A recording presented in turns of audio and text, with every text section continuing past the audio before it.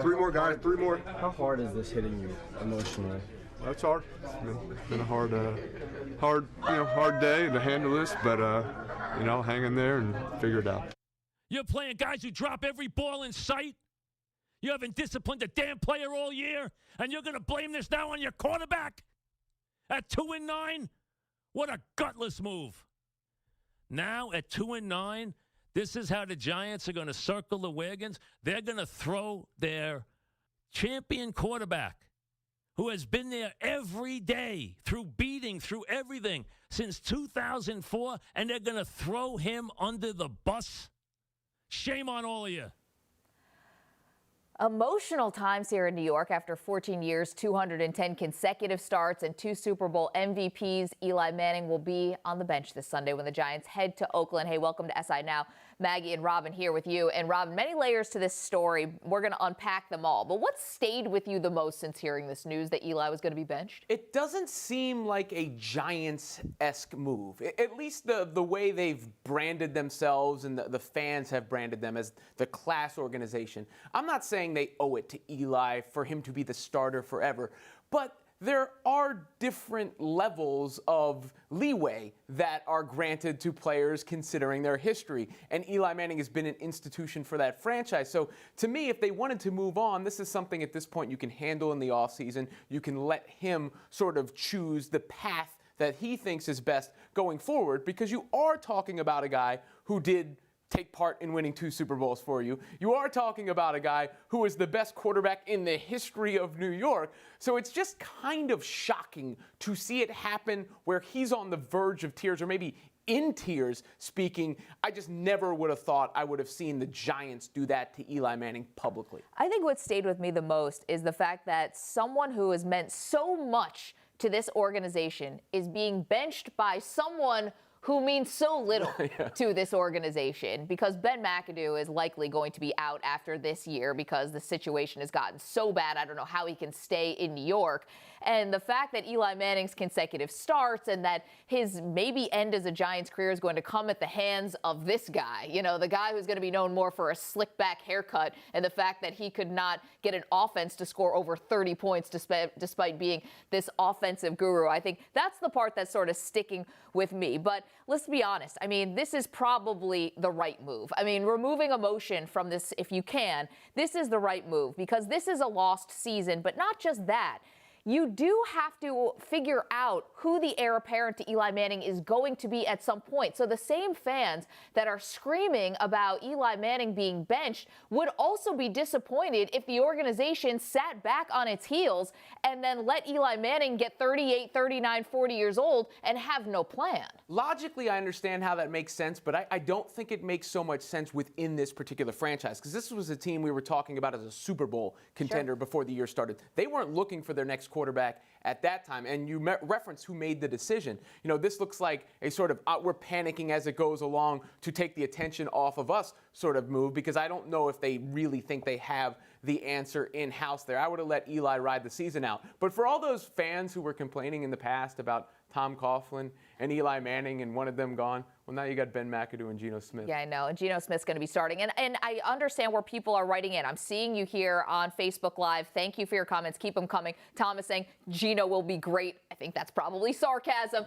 People saying Giants are a trash organization. That's from Andrew from Tracy. Eli deserves more respect. You also have to figure out, to your point, the Giants thought they were going to be a Super Bowl contender this year. And where do they find themselves? Picking in the top 3 in the draft if the season ended today, likely with a new head coach and likely with a new general manager as well. Things have changed for the Giants. So applying the same standard from the beginning of the season to now, I feel like is a little bit not fair. You have to see what Davis Webb is. That's why, Geno, him starting, I think he's just taking a little of the impact here. People knew it was going to be an emotional week. You don't want to throw Davis Webb to the wolves here. Let Geno start in Oakland, and then you probably are starting Davis Webb against the Dallas Cowboys in Week 14. But in terms of the expectation, I mean, is Davis Webb potentially Russell Wilson? Maybe. That was another third-round pick. You have to see what you have. Well, they might be looking for a quarterback in the draft, but to that point, my problem with it is when you're evaluating these guys and you're deciding who is the future, you're talking about the head coach and you're talking about the GM, both of which are unlikely to be there in a year. So it feels more like a move to make a move than a move with a plan. This is from Ryan. He says, WTF are the Giants doing? He lost his best receiver. WTF did you think was ever going to happen? A lot of WTFs. We appreciate that. And that's obviously part of this, right? Which is the Giants season got derailed by so many things. And first and foremost was the amount of injuries that they've had to the wide receiver core. They never were able to fix the offensive line. And so it was not the quarterback, but you do have to figure out what is on your roster.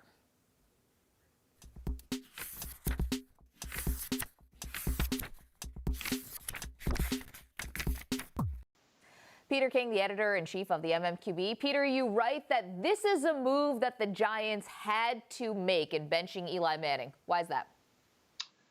Well, I mean, look, I wouldn't have minded if they did it 2 weeks ago. I mean, the football season, every football season, you should try everything you can to win as many games as you can. And then when you're either out of it or you want to develop other players, that's what you should do. And in my opinion, I wouldn't care if this was Eli Manning or, Peyton Manning or anybody. I mean, sports can't be all sentimental. And look, the reason that the reaction is the way it is because everybody thinks Ben McAdoo is a clown. And he probably has a lot of clown tendencies. And Jerry Reese has been in the job 11 years, and he's spent about 11 seconds, forming any sort of relationship with the media. And they're having a bad year. And Eli Manning is truly one of the nicest men and one of the best guys in 34 years that I've ever been around in the NFL. Peter, so therefore, if you're around Eli Manning every day and the players who've been around him and everybody who's been around him, everyone is going to be outraged that it looks like he's being scapegoated for the Giants being 2-9. Whatever the wording is, the only thing that matters to the New York Giants right now is opening day 2018. And if you're going to have the third pick in what could be a quarterback-rich draft, don't you want to find out if, your third-round pick, a guy who's been a gym rat the whole year, Davis Webb, don't you want to find out if he can play? And again, I'll preface this by saying I'm no Geno Smith guy, and I'm not a big fan of Geno Smith starting at all. If he starts more than one game, it's stupid. But the reason why the Giants are doing this, I believe, is that Davis Webb has not taken a single snap with the regular offense since Labor Day. He's been the scout team quarterback the whole time. And so, the Giants have to give him some time, I believe, with the first unit offense, which I'm sure they'll do this week and next week. And I'd be surprised if he didn't start at least 3 or 4 games. If he doesn't start 4, it's a mistake. Peter, I think you hit on this in your answer there. The reason fans are so upset, not only who this happened to in Eli Manning, but who made the decision in McAdoo and Reese. Do you expect the Giants to clean house completely at this point in the offseason? Most likely. I think that's probably what they'll do. The atmosphere is incredibly toxic there. The fans hate them. It's probably not quite 1978 with the Giants, but it's not far away. And so to me, I think John Mara, Steve Tisch are going to have no choice at the end of the year but to clean house and bring in a new team architect and a new head coach. Peter, let's talk about Eli Manning's future. Is it possible it's with the New York Giants, or can we expect to see him in a new uniform next season? I think it's impossible to say right now. I mean, Eli Manning, you would think right now, all he can think about on his drive home last night to suburban Jersey and his drive into work today was, I can't wait to get out of here. I mean, he's human. Anybody would be thinking that. this is the thanks I get for 2 Super Bowls and, you know, in 14 seasons of really good football. Why? And so, but I think Eli is a thoughtful person, and I think he's not going to make the wrong decision. In other words, he's not going to go to the Cleveland Browns just to stick it to the Giants. You know, I mean, now a good team is another story, and there are 2 really good teams out there potentially in 2018 who I'm sure would like to have Eli Manning their quarterback. That's Denver and Jacksonville. I mean, there's several other ones that might. Arizona might, depending on what they do at the quarterback position. But I just think in general, it's impossible to know now. I mean, Maggie, here's a question for you. Yeah. What would happen if, let's just say, and I'm going to throw a name out there, what would happen if David Shaw, the Stanford coach, coaches the New York Giants? He's hired on January 15th, and there's an incredible buzz, and David Shaw goes and meets with Eli Manning and says, I want you to be my quarterback for the next 3 years. I mean, you're the reason I took this job. Can we get over this and all that? I mean, that's why, and I have no idea what's going to happen. I have no idea who they'll go after. But what if David Shaw or even like a Josh McDaniels of the Patriots would get this job and would appeal to Eli? Hey, we can win here. We got a good offense. We got Odell Beckham. We got Shepard. We had a young tight end in Ingram. We're going to fix this offensive line. We're going to win another Super Bowl here with the Giants. But I mean, so that's why I know it's sort of fashionable right now to say absolutely unequivocally he'll never play another snap for the Giants. I just don't see it that way. I mean, is it likely he's done with the Giants? Yeah, probably.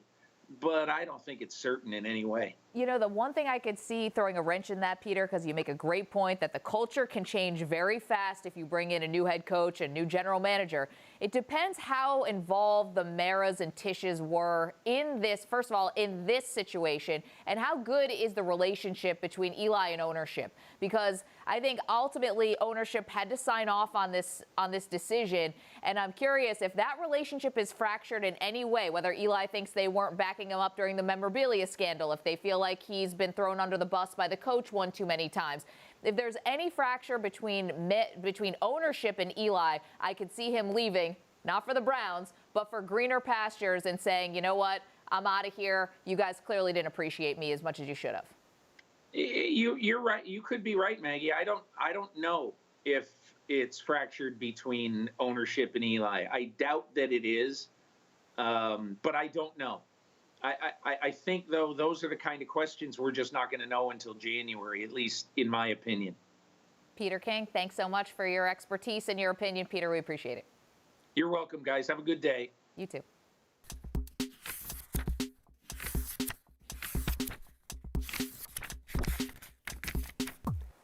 Eli's start streak will come to an end. Another streak came to an end yesterday as well. Consecutive games played by LeBron James without an ejection. James was tossed for the first time in 1,082 games last night. A Cavs win over the Heat, Cleveland's 9th straight W. Referee Kane Fitzgerald said LeBron threw an air punch, charged him, and used vulgarity in his ear. That's how he said it. Afterwards, LeBron seemed more upset by the way he is officiated in general than being ejected. I think I'm one of the league leaders in points in the paint. I drive just as much as anybody. And if at this point, if you're not it's like almost they trying to turn me into a jump shooter. You know, I can't be a jump shooter. I'm not a jump shooter. You know, I watch games every single night, and I see jump shooters going to the line multiple double-digit times every night. And I'm not a jump shooter, and I get fouled just like everybody else do. So, you know, it's one time going to the line one time, and you know, 3 times or 4 times. That's not what it's about. So are the refs disrespecting LeBron, or is LeBron disrespecting the refs? Okay, first let's talk about some of the numbers, because LeBron is not far off there. He is second in the league in points in the paint at about 15 per game, and he shoots about 5 free throws per game roughly, and that is fewer than Bradley Beal, Kemba Walker, Damian Lillard, John Wall. So those are the jump shooters I think that he's referring to and how he's shooting fewer free throws per game. But let's be honest, LeBron is the hardest guy to officiate in the NBA. Remember, this was the same thing with Shaquille O'Neal. When LeBron is being aggressive and going to the hoop, he's probably fouled technically on almost every single play. So what's a referee to do? Because you don't want to completely disrupt the flow of the game by sending LeBron James to the line a million times. But where it becomes problematic is when you go back to those kind of stats and you realize, wow, Kemba Walker is shooting more. John Wall, I know they get in the paint a little bit. Damian Lillard is shooting more than LeBron free throws. That's crazy. Yeah, I mean, the ejection itself, it seemed a little bit, quick whistle. The Cavs are up by 23 but is fine. I'm not even bothered by that so much because I could actually understand from an official's point of view, if they're looking forward, they know the situation in the game, they're going, I don't care who you are, you're not going to treat us like that, we're going to set the precedent right now. But when you're talking about the way LeBron is officiated in general, I think he gets a favorable whistle in the sense that sometimes he may take a few extra steps. I think he can get a little handsy or pushy on defense and maybe not get whistled for that. But offensively going to the hole, he's 100% right. I mean, superstars usually get those calls, and he is getting smacked and hit and not getting the whistle. And it's been like that for a long time. And you say, do you want to give him the whistle? If it's a foul, he should get one. I mean, you got guys in the league like James Harden who have made a living out of almost turning getting fouled into a technique, a skill in a sense. So that's a legitimate problem for him to have, a legitimate gripe, and probably good timing to be ejected and then bring that up. LeBron's smart in that way because he's trying to plant those seeds. Mm-hmm. Well, this is not a first. Dana White saying something to grab headlines. The latest, Dana weighing in on the future of his most profitable fighter, Conor McGregor. We're still in that Conor might never fight again. Guy's got $100 million. I got guys that made less than that and were lawyers and went to school their whole life and quit working. These guys make money and that's it. But how to deal with Fighting's the worst. Fighting's the worst. Try to get up and get punched in the face every day when you got $100 million in the bank. Money changes everything with a lot of people. So we'll see. Now, this sounded very familiar to us. Back in May, 3 months before the McGregor-Mayweather fight, 3 months before the fight, flyweight champion Demetrius Mighty Mouse Johnson was here, and he gave us this prediction. I think if Conor does fight Mayweather, I'm sure he's going to make the biggest purse in his life, and I don't see him coming back fighting mixed martial arts. Not that he doesn't like to or he's afraid to. I think there'd be no point for him. At the end of the day, we put our bodies on the line to make money. You know what I mean? If I'm going to make, $50 million to go back and fight in the UFC, make, $1 million, doesn't make sense.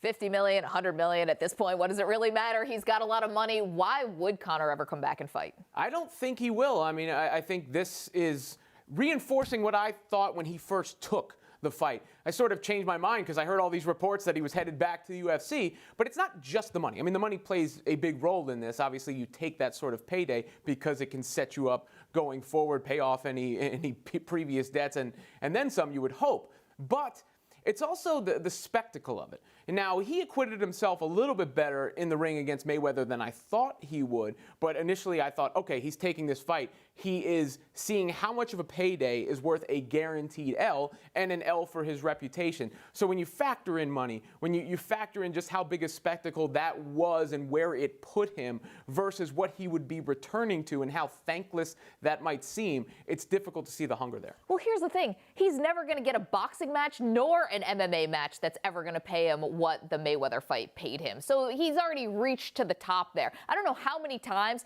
I feel like I used the word golden parachute out of fighting as Conor was leading up to this. And that's what I always thought that it was. What he's done in the UFC is absolutely commendable. He's the first fighter ever to hold a belt in 2 different weight classes.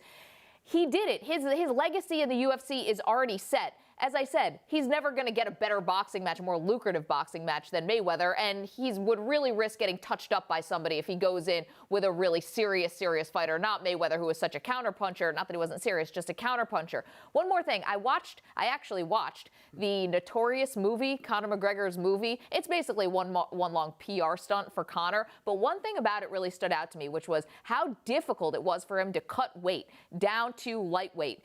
He's walking around at 170 pounds, welterweight. He had to get down to 155. I mean, watching him do that was brutal. And I thought to myself, watching that documentary at that moment, he's never going to fight again, at least at that weight, because it looks just too brutal. What's the upside, right? I mean, he could take a loss to his record. He could take a loss to his reputation. You know, as you get older, it's tougher to fight anyway. And people remember memes. I mean, Manny Pacquiao laying down face first, right? You don't want that to be what you're remembered for, when right now his overall sort of brand as a fighter is still positive and strong. Street cred is high for sure. You guys should check out the latest from SI's new streaming channel. It's called SI TV. This is Shaquille O'Neal watching his first NBA game at Madison Square Garden. Now, in the full feature, Shaq takes us through the entire game, but here is a sneak peek.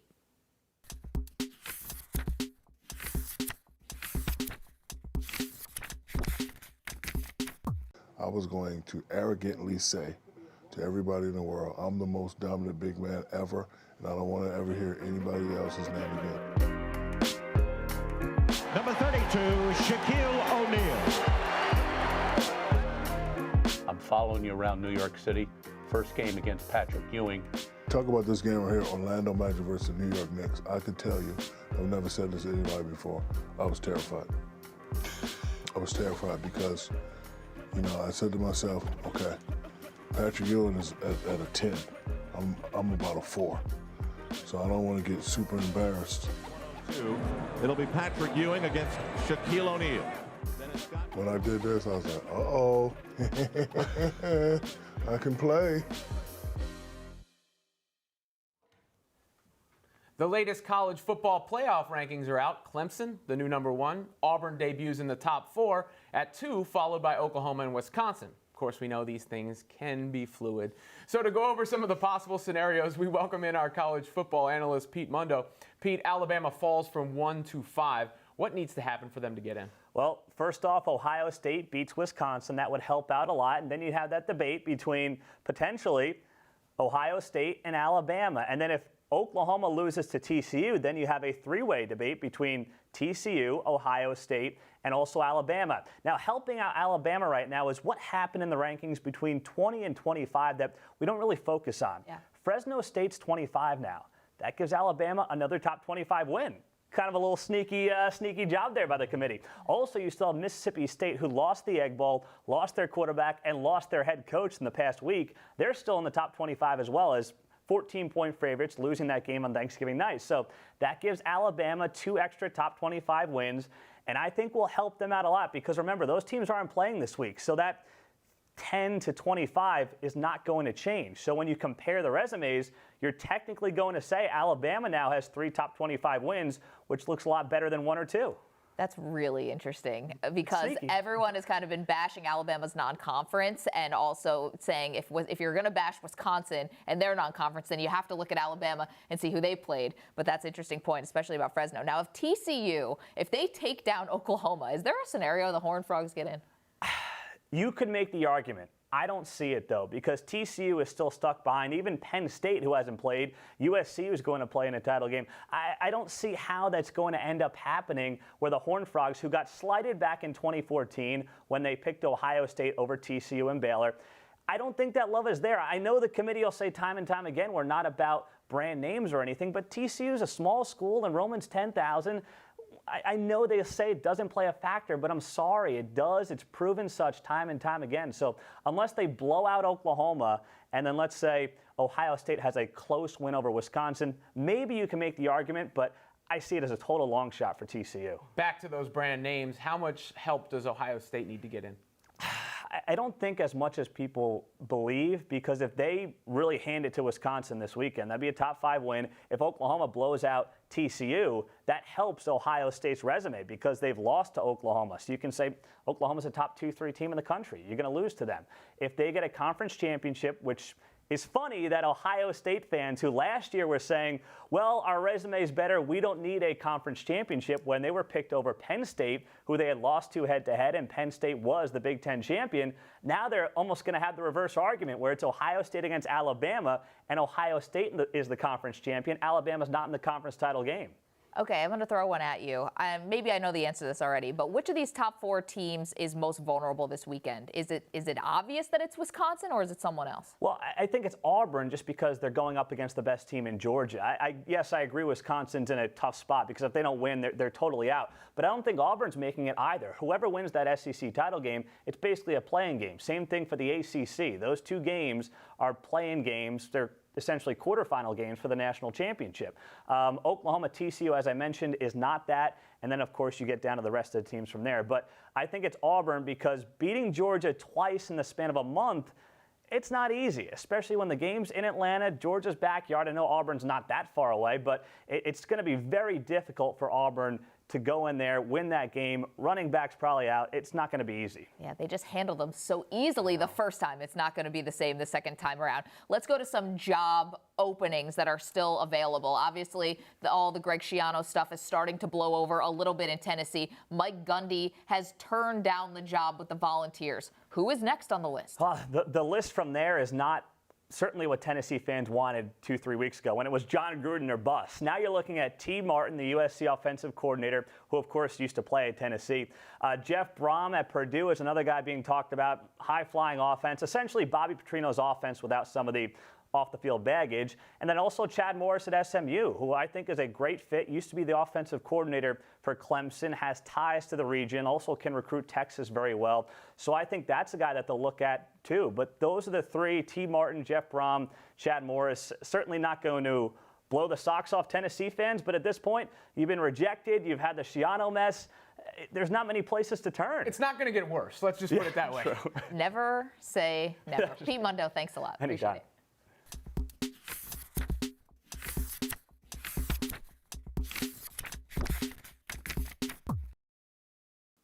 I'm joined now by an English soccer legend, former Chelsea star, and current LA Galaxy left back, Ashley Cole.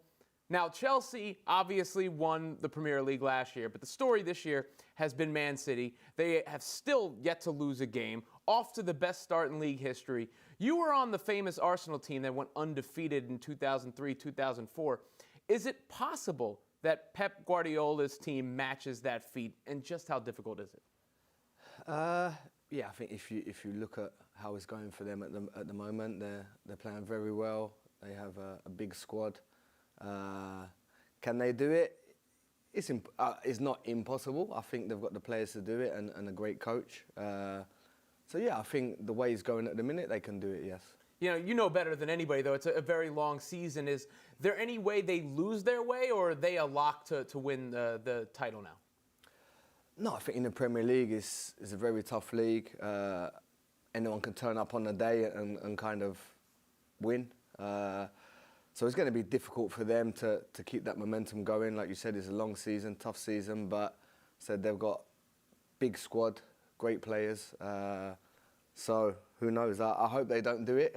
I don't want them to be invincible like I was, but they've got the players to do it, yes. And you're obviously repping Chelsea pretty hard here today. They're coming off a title season after a slow start. They've won 4 of their previous 5 Premier League matches on top of the group in Champions League. Can they get to the level that you expect from them? How would you assess them so far?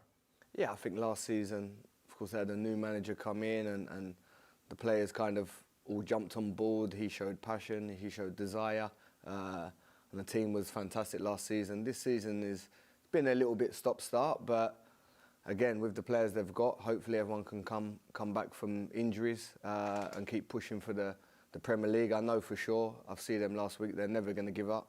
And of course, hopefully win the Champions League. Now, you surprised some Chelsea fans at a New York screening of the Blues last game. You brought the Premier League trophy with you. There were over 500 Chelsea fans at the screening. Does the amount of passionate English soccer fans in America still surprise you? Yeah, if I'm honest, I was surprised. As you said, we went to the Fan Fest and it was full of Chelsea fans. We gave them a little present by kind of bringing them the Premier League trophy. So it was a nice day out. It was good to kind of mingle with all kinds of supporters. But of course, the Chelsea blue was out in force, and it's not really surprised me as much now.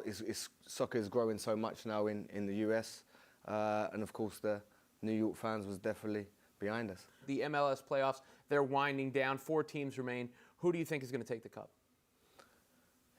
I'm going to be a little bit ignorant here. I don't even know who's in the playoffs. I assume Toronto. If you're not involved, exactly. I'm like, after the bad season we had, I'm like, I need to switch. Is it just tough to, as a competitor? Is that what it is? It's tough to watch after you're not around anymore? Yeah, because I've won a lot in my career and I still want to win. So to kind of not make the playoffs was disappointing, and it is hard to watch, to be honest. Yeah.